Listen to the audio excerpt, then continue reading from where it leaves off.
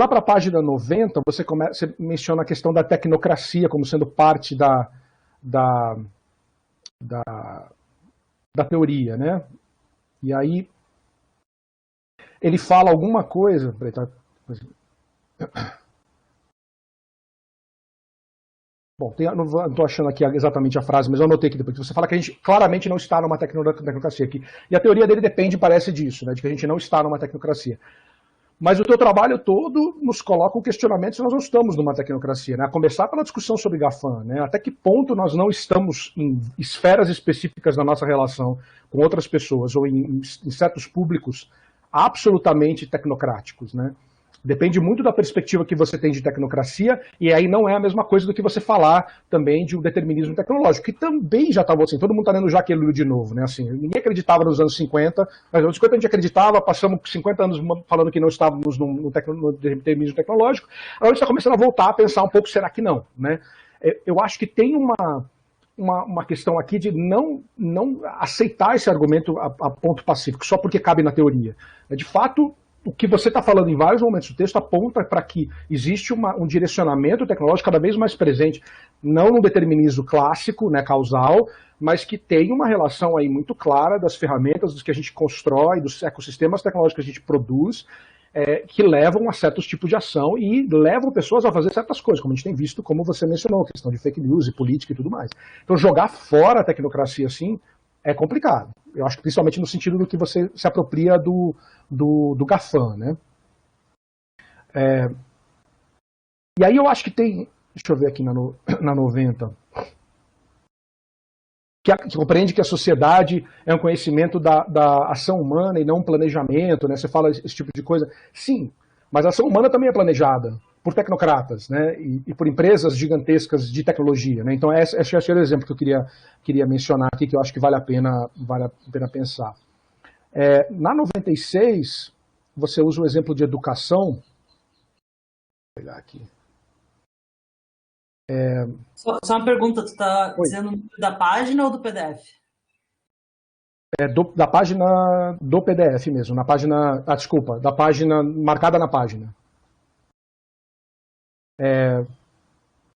Você fala uma coisa que acho que volta para essa noção de tecnologia. Não vai ter, você fala assim, no final, antes do último parágrafo. Como exemplo, o fato da responsabilização pela disseminação de conteúdo fácil cair sobre meios e instituições. Plataformas como Facebook e Twitter, não sobre indivíduos, evidenciam o explicado acima.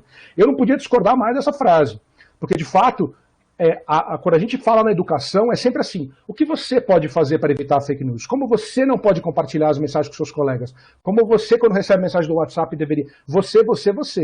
A educação só fala de como as pessoas podem resolver o problema. A gente praticamente não debate a responsabilidade do educador de usar Facebook e Twitter. E qual é o problema da instituição adotar o Discord como plataforma de ensino. A gente não fala sobre isso. A lei, entrando em vigor, a LGPD, começou a talvez cutucar as pessoas, mas ninguém sabe da Lei Geral de Oportunidade da Educação. Então, aqui tem justamente essa coisa, o quanto isso é verdadeiramente tecnocrático. E a questão de impor ao usuário final a demanda por se adequar à tecnocracia é uma barbaridade, né? Eu falo, tá tudo legal, o problema é você, né? Você que está espalhando fake news, qual que é o teu problema, né? E a gente nem responsabiliza Facebook e Twitter direito, né? Não tem quase responsabilidade nenhuma, é só pressão popular, né?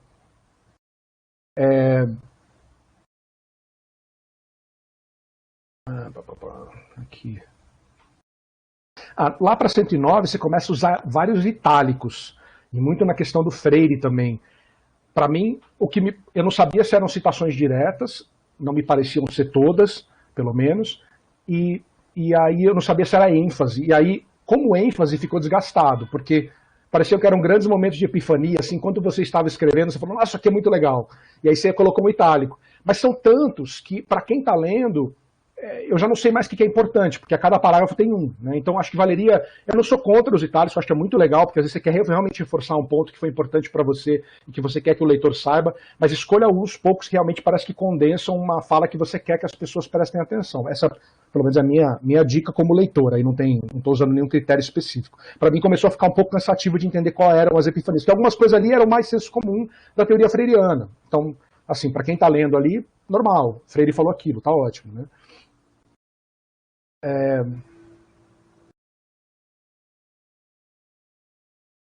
Você fala em algum momento também copyleft como domínio público, eu não lembro, mas eu queria ressaltar isso, depois a gente pode olhar, mas copyleft como domínio público é super estranho também.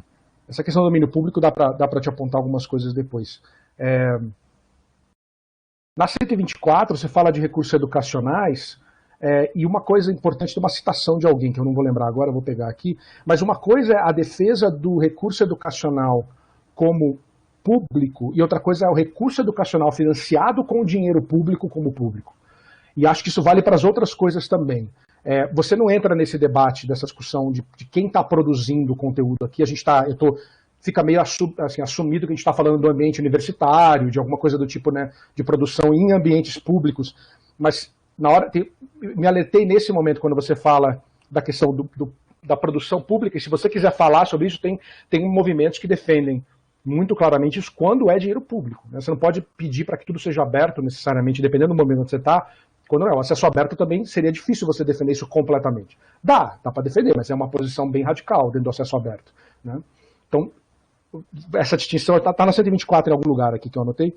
Vale a pena você, não sei, dependendo da tua posição, fica mais claro. Se você vai defender que todo conhecimento, independente de onde é produzido, tem que ser de código aberto, aí você tem que gastar mais um capítulo aqui para defender a tua posição. E aí, para fechar, acho que já chegando mais para o final, eu senti um pouco. Eu gostei dos exemplos que você usou. Baubax é legal, já existe há bastante tempo. Achei o exemplo do Cine bacana também, são exemplos muito legais. Eu achei que ficou, para quem está falando de tanta coisa contextual, eu achei que você tentou se abstrair demais. Porque no final das contas, parece para mim, e aí pareceu, né, na leitura que eu fiz, que você está falando da teoria do conhecimento aberto como sendo um processo emancipatório, que pelo menos entra como uma força muito grande no processo emancipatório, mas de fato falta alguma coisa a mais, ou falta alguma coisa no meio que fala de engajamento político. Porque o conhecimento por si só, e um fulano, né, aquele discurso de um fulano, ou de uma organização fazendo alguma coisa, não é emancipatório, né, de fato. Pode ser emancipatório para uma pessoa, mas você vai pegar freiriano, você não pode emancipar uma pessoa, né, você emancipa a comunidade. Então, tem uma questão aí que falta em algum lugar nesse modelo implícito que você está montando, de falar de como é que isso se transforma em engajamento político. Porque mudar processos de desenvolvimento tecnológico através da emancipação de indivíduos sobre com conhecimento sobre tecnologia só pode ser o primeiro passo. Né? De fato, ninguém vai fazer só isso com conhecimento acionável ou não acionável. Então, tá certo que a gente está aqui, então, estamos na qualificação, mas que falta nesse modelo para ele ficar mais, como é que isso vira ação política. Né? Onde entra a política, o debate político, o relacionamento com organizações, como é que se transforma, se é para transformar, e aí pode ser que não é isso que você queira fazer, mas se é para transformar o movimento de produção de tecnologia e de ciência, tem que ter esse engajamento político em algum lugar. E para mim está faltando tá uma lacuna aí. Né? A gente para na emancipação do indivíduo. Né? Quando que ele está esclarecido, é um passo importante, mas parou. Né? E aí os grandes movimentos de transformação de tecnologia foram todos relacionados a esse engajamento. E aí quando você fala, né, do CAI, né, como é que é? Conhecimento aberto emancipatório ou capacidade de ação emancipatória. Eu me perguntei como isso dialoga já com os conceitos do Freire, né, de ação transformadora ou de praxis. Acho que vale a pena explorar isso para ver se você precisa lançar um termo novo ou se esse termo cabe dentro de outras discussões que já estão postas. Me pareceu que capacidade de ação emancipatória tem a ver já com essas outras questões. Né? Então, acho que o termo é legal, mas precisa ver como ele se encaixa dentro do arcabouço teórico que você já está usando, para não parecer que você está inventando um termo novo por consequência da leitura que você fez. Eu achei que Ciência Cidadã chegou super tarde, só na 177, né, para quem estava falando, acho que em algum lugar tinha que estar falando antes, porque se você usa bastante no final, precisa ver onde encaixa, pareceu que veio como um apêndice, né, para discutir, principalmente quando você vai falar dos hiperobjetos. Aí o Pezi está aqui, eu vou falar um monte de besteira, depois ele me corrige, mas assim, eu achei que o hiperobjetos virou tudo. Everything is hyperobjects. Pareceu que esvaziou o conceito. O CTA como hiperobjeto, dá para entender, mas começa a ficar um pouco demais. Tem hiperobjetos conectados, o CTA está em volta dos hiperobjetos.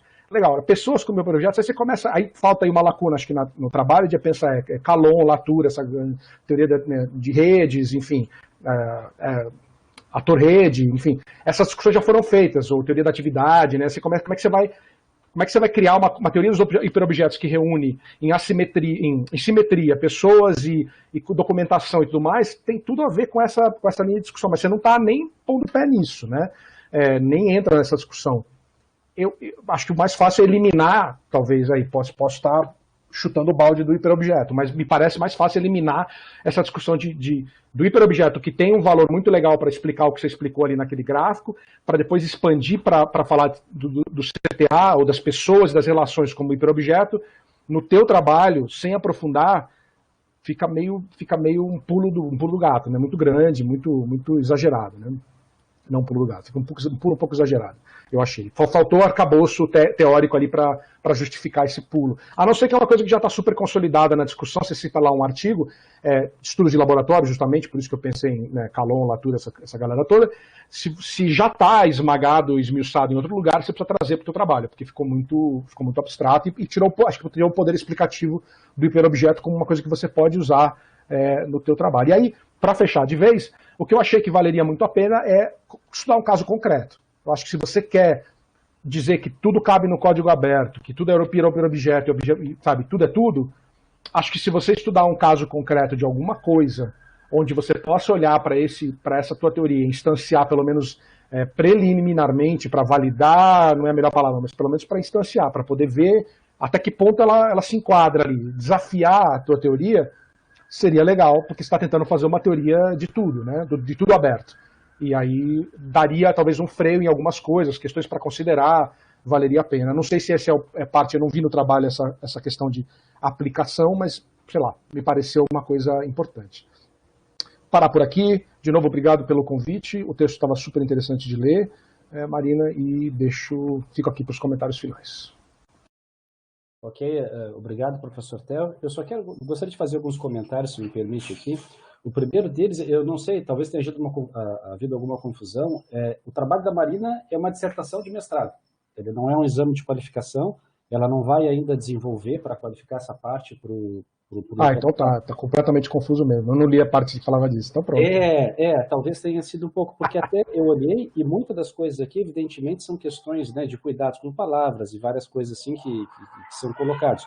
Outras tantas, né, que eu acho que são super importantes serem apontadas, porque a gente sempre, né, agradecemos muito as colocações, porque é o que nos permite crescer e cercar melhores ideias numa continuação, né, do trabalho, mas provavelmente várias delas estejam, né, além do foco de uma dissertação de mestrado, mas na medida do possível a gente vai procurar, né, fazer os recortes aqui e colocar. Então, só para colocar esse comentário e situar melhor um pouco. Então, obrigado. Melhor ainda. Então, se o crivo foi mais alto ainda, você filtra o que for apropriado para você. Não, então, exatamente. Já sabe que se você me chamasse para qualificação de doutorado, eu falaria essas coisas para você. Não, já sabes, né? A Marina entrando, já estás pré-convocado para outra parte, vai ficar mais fácil de comparar com o que ela vai ter conseguido evoluir. Mas muito obrigado mais uma vez.